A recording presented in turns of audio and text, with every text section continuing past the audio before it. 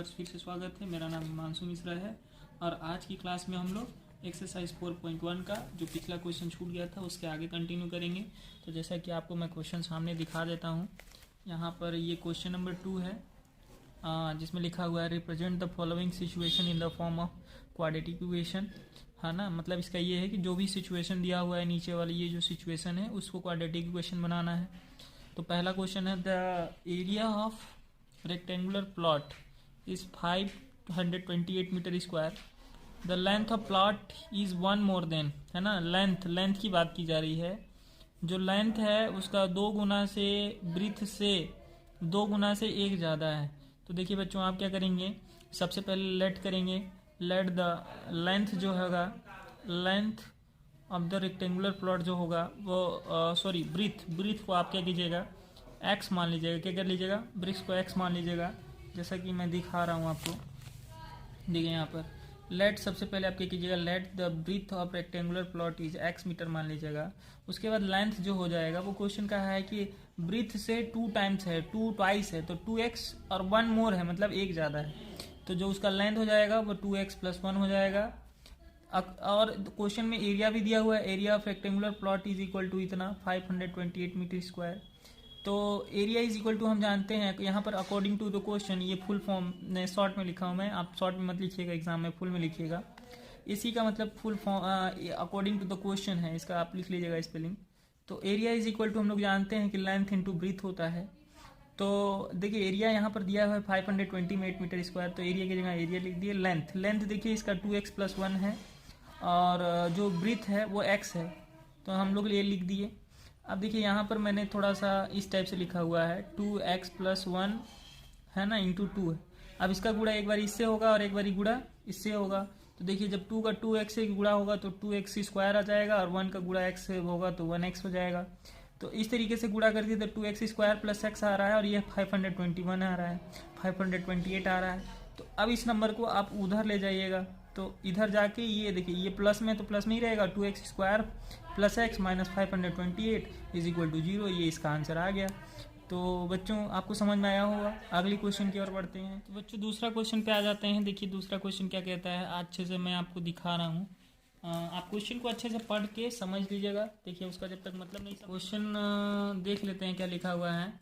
देखते हैं यहाँ पर लिखा हुआ है the product of 2 consecutive positive integer, the product of 2 consecutive positive integer. बच्चों आपको पता होना चाहिए कि कंसेक्यूटिव पॉजिटिव इंटीजर का मतलब क्या होता है।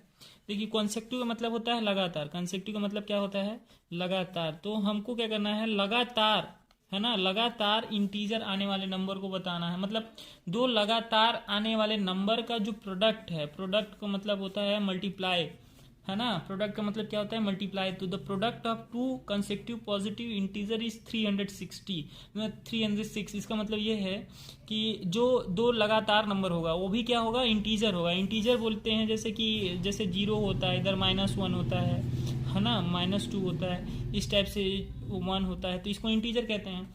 तो 2 इंटीजर हैं वो भी लगातार इंटीजर है। जैसे कि अगर पहला नंबर 2 होगा तो 3 होगा, इन दोनों का मल्टीप्लाई करने पर वो हमारा कितना आना चाहिए, 316 आना चाहिए। ऐसा क्वेश्चन हुआ है, तो बताना है कि वो कौन सा नंबर होगा। तो आप एक बार क्वेश्चन को अच्छे से नोट कर लीजिए। अगर आपके पास क्वेश्चन है तो अच्छी बात है, मैं बुक को हटा करके अब सोल्यूशन करता हूँ। तो देखिए इसका आंसर क्या होगा। तो देखिए बच्चों इसका क्वेश्चन का आंसर होगा, हम मान लेते हैं कि जो हमारा जो पहला नंबर है कंसेक्यूटिव इंटीजर का वो x है। क्या करते हैं बच्चों, तो मान लेते हैं क्वेश्चन नंबर, देखिए इसका सोल्यूशन नंबर 2 है।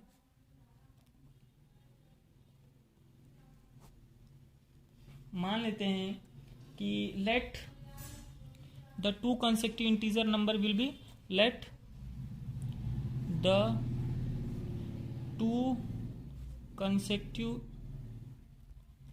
इंटीजर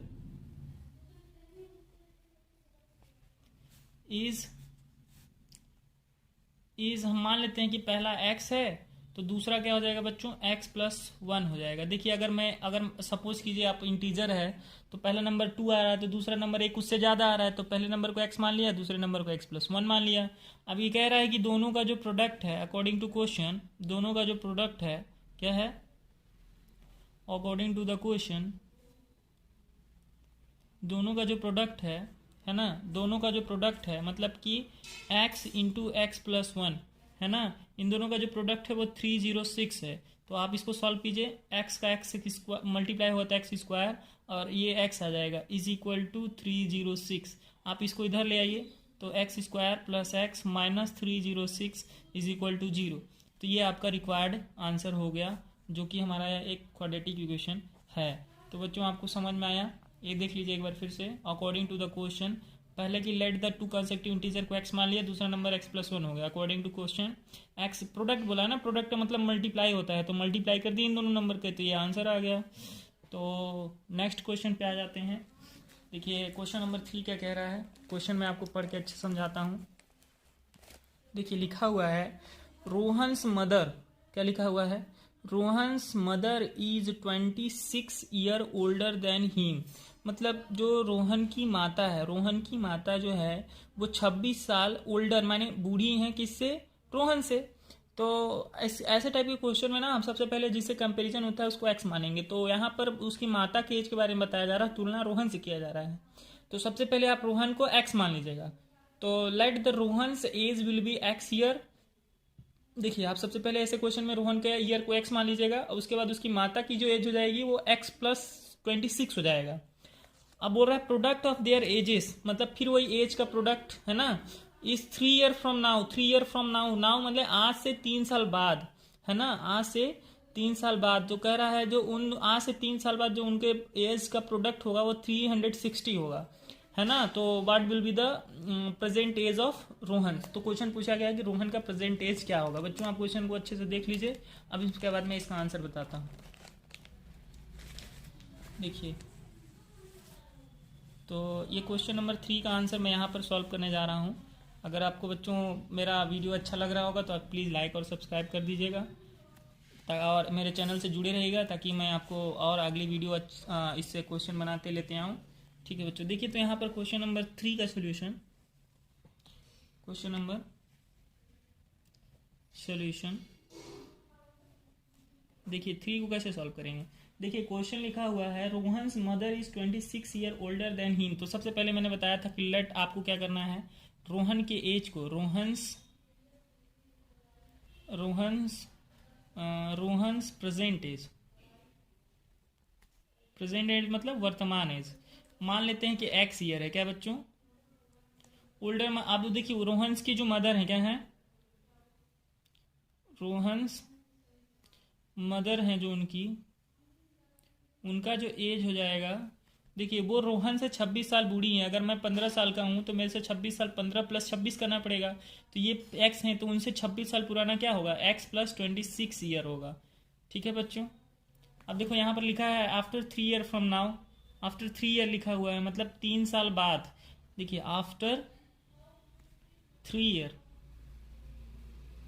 ईयर फ्रॉम नाउ, इसका मतलब है कि आज से 3 साल बाद। देखिए अगर आज मैं 15 साल का हूँ तो आज से 3 साल बाद कितना हो जाऊंगा, आज से 3 साल बाद मैं मतलब अगर मैं 15 साल का हूँ तो आज से 3 साल बाद 18 साल का हो जाऊंगा, मतलब जो भी प्रेजेंट एज रहेगा उसमें ऐड कर देंगे। तो देखिए रोहन का जो प्रेजेंट एज है वो एक्स ईयर है, तो 3 साल बाद वो एक्स प्लस 3 हो जाएंगे।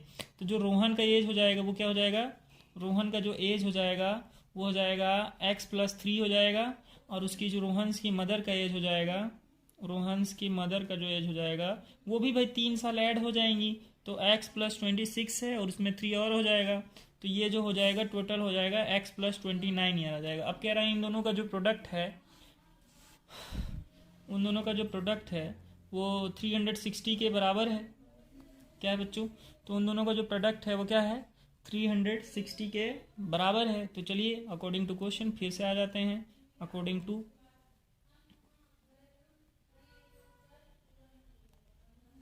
है ना, अकॉर्डिंग टू क्वेश्चन, देखिए अकॉर्डिंग टू क्वेश्चन के अनुसार दोनों का एज का प्रोडक्ट, मतलब रोहन का एज का प्रोडक्ट और उसकी मदर का मतलब x प्लस 3। देखिए रोहन का एज तो x प्लस 3 है और इसकी माता का जो x प्रोडक्ट है इतना है, और इन दोनों का जो प्रोडक्ट है वो क्वेश्चन में दिया हुआ है कि 360 के इक्वल टू है। तो देखिए इन दोनों का फिर से मल्टीप्लाई, इसका मल्टीप्लाई एक बार इससे, फिर इसका इससे, फिर इसका इससे होगा, और फिर इसका इससे होगा बच्चों, आपको समझ में आया। तो देखिए x का x से मल्टीप्लाई होगा तो एक्स स्क्वायर है ना, फिर x का 29 से तो 29x, फिर 3 का x से तो 3x, प्लस 3 का 29 से करेंगे, इसका इससे करेंगे तो 9 3 जा 27 के 7 हाथ में 2 9 3 2 जा 6 और 8 87 इज इक्वल टू 360 है ना बच्चों, इतना आएगा। अब देखिए यहाँ पर मैं थोड़ा सा इसको साइड में सॉल्व कर देता हूँ। यहाँ पर देखिए तो ये देखिए ये सेम सेम है तो ऐड हो जाएगा, एक्स एक्स है ना, पावर 1 1 है तो जुड़ जाएगा। तो देखिए यहाँ पर इसका आंसर क्या आ जाएगा, एक्स स्क्वायर प्लस 32x और 87 और 360 जो यहाँ पर है, जो 360 है इसको ना हम लोग इस साइड ले आएंगे तो वो माइनस में हो जाएगा। तो यहाँ देखिए क्या हो जाएगा, 360 इज इक्वल टू 0। अब इन दोनों को माइनस कर देंगे तो आएगा आंसर x प्लस 32x है ना।